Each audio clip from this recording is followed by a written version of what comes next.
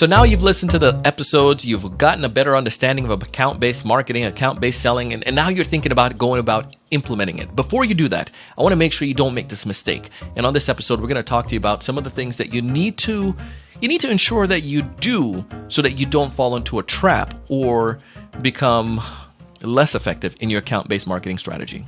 You're going to love it.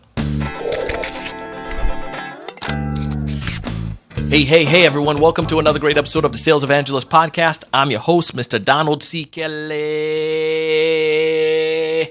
the Sales Evangelist. And I'm so excited for another great episode. I'm so excited to be here with you today. And on this episode, we have Mrs. Lisset Sanchez-Schwartz on the podcast. Lisette and I got a chance to work together a number of years ago, and she was one of those individuals that was just like the double threat. Lisette had a marketing background and expertise, and then she came on the sales side and had the sales background and sales expertise. So she's able to help organization, and I couldn't think of anyone else that's the most effective to talk about sales and marketing in an episode. Lisette today is going to break down how she is helping teams and what are some of the things that you need to be aware of, some of the pitfalls that you can have, and some of the mistakes that teams typically make or individuals when they think about implementing an account-based strategy.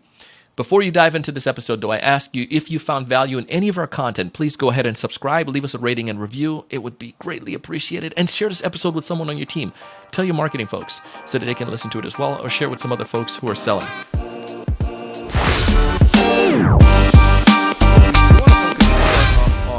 On the types of ABM, because some people are listening to this, and I did an episode on what it is, but if you don't mind just humoring us on how would you define account-based marketing, account-based selling, and then also give us the different types that you know of out there that can help sales teams. Yeah, absolutely. So when people say the word ABM, right, the acronym ABM, they think, well, it's this other marketing campaign or this other thing that's going on. And really what it is you want to segment your customer base into unique groups where you can apply different messages. And in some cases, that could be a one-to-one strategy, right? So it could be one customer that you really want to get into and understand their business and really promote your product in a very sales-like approach, but using marketing techniques. So it's not a tactic, it's not a campaign type, it's really an orchestration between many members of the team, marketing, sales, your SDR team, your social team, for example. There could be many different ways to approach an account, and it's really kind of thinking about it from a holistic approach and bringing the message to the customer. And it should ideally, in a one-to-one component, be really highly customized. Now, you may or may not be ready to do one-to-one, and so then you could look at one-to-few or one-to-many ABM, and those really are kind of the three structures that you would look at, right? So one-to-one, highly customized. Donald, I'm talking directly to you. I'm building content, perhaps, directly to what you need, and supporting the sales team through their pipeline process with that account, or even just their acquisition into that account.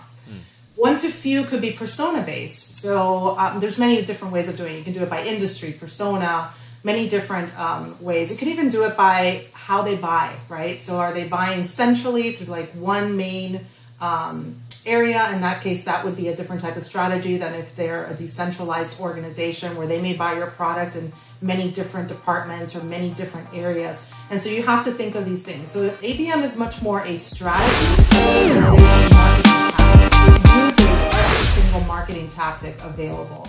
And then one-to-many is what ABM at scale that a lot of times is used, which is basically you're trying to reach markets with highly targeted content for that market. Meaning, maybe you'll see an ad, and I'm sure you've noticed, right? Sometimes you see ads across, you're scrolling Facebook or you're just browsing the web, and all of a sudden you start getting hit with all these different ads, and you're like, wow, that's interesting. I was just thinking about that. I was just talking about that.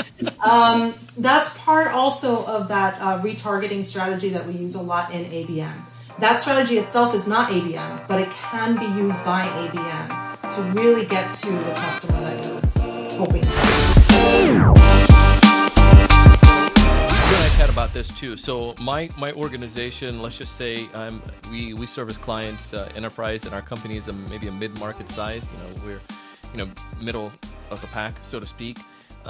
We're not going full ABM, but we still want to do it. Can I can I do multiple facets of these? Could I still do my lead gen traditional marketing strategy coupled with like, one to few type of aspect?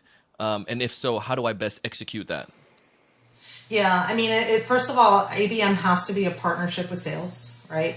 A lot of places are actually calling it ABX because it's AB everything, account-based everything. It's account-based sales, account-based marketing, account-based social.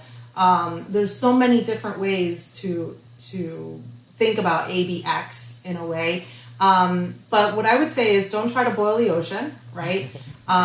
Based on your budget, ABM does take a lot of human power, it takes a lot of money, it takes a lot of time and effort. This is not something you're going to turn on today and tomorrow you're going to receive like the benefit from it immediately. It's not like a sales blitz where you can immediately count, okay, I called X number of people and now I have this pipeline built for it. This is really, you have to think about it as a mid to long-term strategy to really influence and change minds.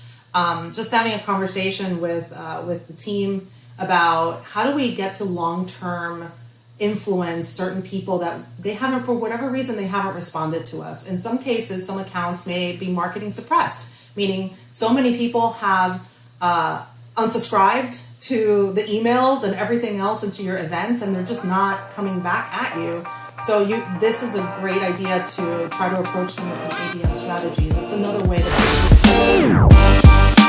I would say is if you don't have the infrastructure and the data to do like retargeting, like I was mentioning at scale, that's okay. You don't have to start there. You can start with selecting a handful of accounts, and I do mean a handful of accounts because again, you do have to do a lot of research into one of these accounts, right? It's almost like the opposite, Donald, of when you do blitzing and whatnot, you want to try to call as many as possible. This is the opposite of that. It's like the other end of the scale. Not that one is right or wrong, they're both right. It's just a matter of how you deploy it and where it makes sense to deploy it. You mentioned some of these other data points that we should look for if they're looking at your website, if they're searching competitors or whatnot. Are there any other source of data that we should be looking at? And let's pretend the other scenario, I don't have anything at all. How do I even start with data at that point? Do I just look into my CRM and see what are some of the accounts that's been most downloading stuff or whatnot? Yeah, I mean, first of all, hopefully you have a CRM. If you don't, we have to have a totally separate conversation. We got Sales 101 for you guys back there. Yeah, whatever CRM you have, first-party data, which is all the data that your marketing team and that you are actually contributing to, is also very powerful. And so it's not just a matter of whether you're trying to make attempts to people, but then it's also like, did they respond or are they just kind of like receiving? Did somebody, so what is happening in there? That's the first part of it, is definitely look at your first party data. Then if you have the funds and the ability to layer on this third party data from like intent providers, what they do is they do integrate into your most most CRM systems. Sorry, I didn't mean to use totally fine. We talk about them all the time on this show, but they haven't sponsored us yet, but hopefully they will.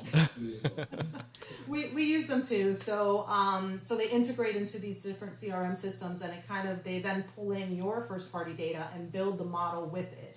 So it's just, it's part of the calculation that happens when you talk about intent score. But if you don't have that, like start with what you have today. And like I said, even if you're not ready there, or if you feel like your data may not be the cleanest, that's okay too. Start at least with like one-on-one and pilot something, right? I'm a big fan of piloting things before going all, broad and wide. If you get the data wrong and you do it broad and wide to everybody, you've now got a mess on your hands. So it's better to start small, learn, take a few baby steps, move forward, and then kind of grow into the full ABM strategy later on. Love it. And if folks want to get in touch with you and On24 and some of the cool things you guys are doing, how did they go about connecting with you? Well, actually, we have presence in all the platforms, and then, of course, on24.com. I'm on LinkedIn as well. So, yeah, feel free. That was Miss Lisset Sanchez-Schwartz, and I would love for you to go ahead and connect with Lisset. Tell her you heard her on the Sales Evangelist podcast.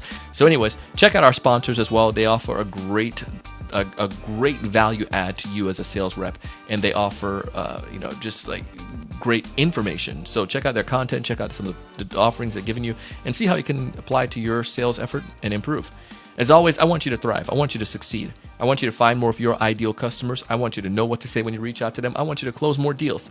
But most importantly, I want you to challenge you to raise your level of thinking and go out and do big things.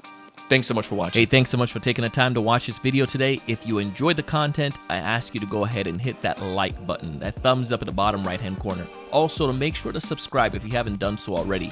This way, we'll keep you up to date with all the latest sales strategies, latest tools, and things that are going to help you to not only find more prospects, but to close more deals. Thanks so much.